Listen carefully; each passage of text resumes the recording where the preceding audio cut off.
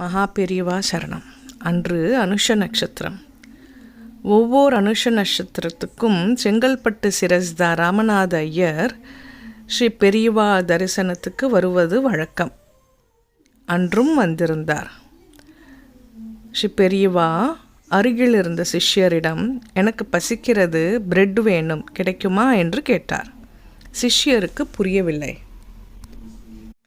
பிறகு ஸ்ரீ பெரியவாளே சொன்னார்கள், சிரஸ்தா ராமநாத ஐயரை கேள், பிரெட் இருக்கா என்று.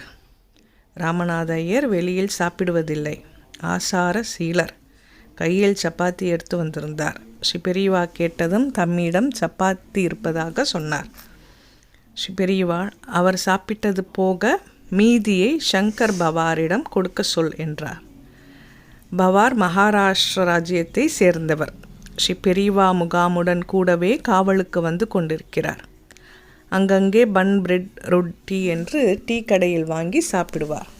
அன்று காலையிலிருந்து வழியில் ஒன்றும் சரியாக கிடைக்கவில்லை. அவர் சுத்த பட்டினி.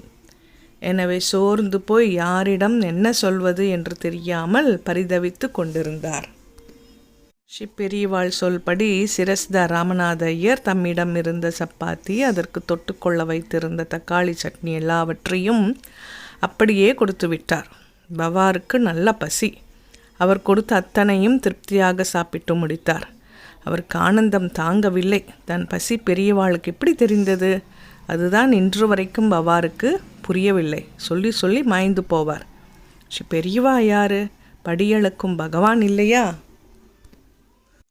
அந்த காலத்தில் நம் முன்னோர்கள் சொல்வார்கள், கல்லினுள் இருக்கும் தேரைக்கும் கருப்பைக்குள் இருக்கும் உயிருக்கும் யார் உணவளிக்கிறார்கள்? பகவானுக்கல்லவா அந்த பொறுப்பு.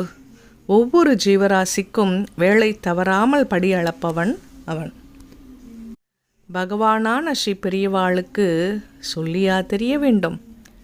ஸ்ரீ மகா பெரியவா திருவடிகள் சரணம்.